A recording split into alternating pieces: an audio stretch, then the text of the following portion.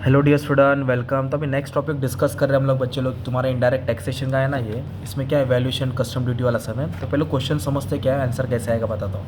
इधर बोला है एक मशीन मंगा इन लोगों ने 8,000 यूके पाउंड का, और उस पर फ्रैड भरा उन लोगों ने। फिर डिज़ाइनिंग चार्जेस बढ़ा 500 पाउंड, फिर कमीशन भी दिया 2% FOB इन इंडियन में दिया है। फ्रैड बोलो तो एक तरफ से भाड़ा, नहीं नहीं भाड़ा जो माल लाते हैं ना। अच्छा, अपने आप थोड़ी जाएगा माल, मैनेजर थोड़ी लाएगी, ट्रांसफर का बस ट्रांसपोर्ट बोल सकते हो। अभी तो दो प्राइस दिया, बिल ऑफ एंट्री दिया, bill of arrival of aircraft 24 तारीख दिया है, 20 तारीख दिया है, और दोनों में रेट का डॉलर का रेट अलग दिया है। एक का 100 दिया है, एक का 95 दिया है। तो कौन सा रेट लेना है नहीं लेना है। लास्ट में 12% GST IGST बोला है। Insurance chargeable actually paid but details are not available. Details क्या बोला है, नॉट अवेलेबल। तो सबसे पहले क्या करने का था मालूम है कि बच्चा, अपने को ये लिखने का FOB कॉस्ट। क्या लिखने का है, FOB कॉस्ट। तो जो चीज़ मंगाया वो कितने का था, 8,000 पाउंड का था। पाउंड का साइन बनाया, मेरे को बराबर बना नहीं है ना। 8,000 पाउंड का था, राइट। जो चीज़ अपने मंगाया 8,000 पाउंड का था, और उस पर क्या क्या खर्चा हुआ वो ऐड करेंगे, राइट। तो कौन सा खर्चा ऐड हुआ उसमें मालूम है क्या, 8,000 मंगाया ना, तो ये वाला लेने का, फ्राइड नहीं लेने का, डिज़ाइनिंग चार्जेस ऐड करना है। क्या ऐड करना है, डिज़ाइनिंग चार्जेस। फ्राइड को बाद में लेंगे। तो डिज़ाइनिंग चार्जेस कितना हो गया, 500। वो भी किधर पे किया, यूके में पे किया था। किधर पे किया था, यूके। तो टोटल चीज़ कितने गई, 8,500। मतलब जो फ्रिज मंगाया सपोज हमने ने भाड़ा भी दिया ना थोड़ा बहुत डिज़ाइनिंग, ये 8,500।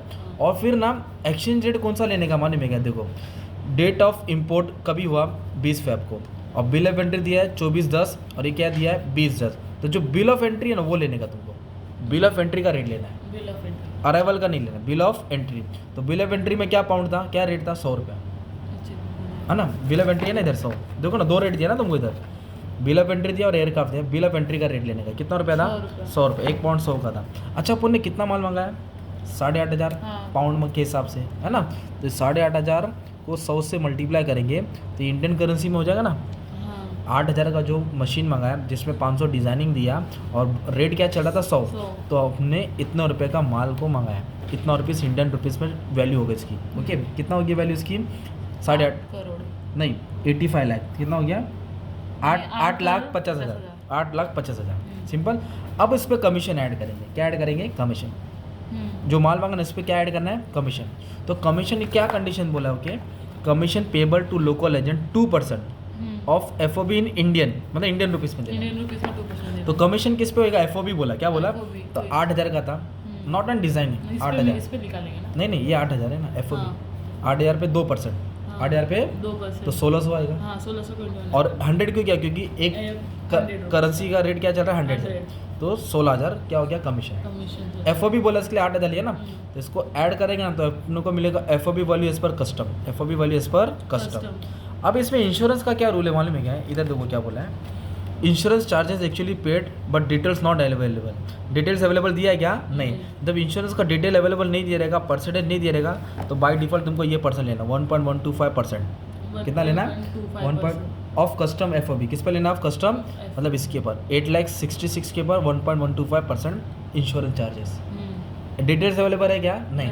तो इसके ऊपर कितना परसेंट लिया, 1.125%। जितना परसेंटेज बोला होता तो उसके साथ, हाँ उसके हिसाब से दिया रहता है। ओके, फिर अपन क्या करेंगे, एयर फ्राइड। क्या ऐड करेंगे, एयर फ्राइड। तो एयर फ्राइड देखो कितना दिया था इधर, एयर फ्राइड इधर बोला था कुछ 2,500 पाउंड। कितना पाउंड बोला था, 2,500। अब इधर अपने को कंडीशन कितना मालूम है क्या, 20% रिस्ट्रिक्टेड, मतलब 20% से ज़्यादा नहीं आएगा। समझाता हूँ अब इधर कंडीशन क्या है, ये वाला अमाउंट के लिए तुमको समझाता हूँ। एयर फ्राइड कितना भरा, $2,500 भरा। ये देखो एयर फ्राइड कितना भरा, $2,500, 2,000 पाउंड भरा, सॉरी मैं डॉलर बोल दिया, 2,000 पाउंड। और रेट कितना चल रहा है, 100, मतलब 2.5 लाख भरा। ये क्या है, गिवन है, ये क्या है, वापस है 2,000 100 के हिसाब से 2.5 लाख गिवन है। और 20% इस पर लिखा लो 8,66,000 पे, तो कितना है 1,73,000। तो दोनों में स्मॉलेस्ट लेना है, क्या लेना है, लोवेस्ट लेना है। दोनों में छोटा कौन है, 173, वो कंसिडर करना है, ऐसा है। तो जाके तुमको एक्सेसिबल वैल्यू मिलेगा, एक्सेसिबल वैल्यू जिस पे टैक्स लगेगा। क्या मिलेगा, वापस 8,66,000 के ऊपर से आया। ओके, फिर इंश्योरेंस चार्जेस ऐड किया। फिर बाद में एयर फ्राइट है ना 20% of custom FOB which is less than, तो हमने 2.5 लाख नहीं लिया, हमने क्या लिया, जो 20% निकाला ना इस पर वो वाली वैल्यू कंसिडर।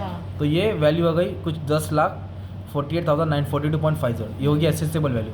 तो अभी आपको मालूम है BCD देना है 10%, इस पे BCD निकालो और फिर BCD पे क्या देने का है, सेस चार्ज देने का है, कितना परसेंट, 10%, टैक्स पे टैक्स, मतलब इस पे 10% है। हाँ 10%। नहीं, BCD दिया रहेगा ना तुमको परसेंटेज क्वेश्चन में, नहीं दिया रहेगा तो अपन 10% निकालेंगे। ओके, इधर कुछ BCD का मेंशन नहीं किया है तो बाय डिफ़ॉल्ट 10% रहेगा, अच्छा। और फिर इसके ऊपर ही 10% निकालने का ना।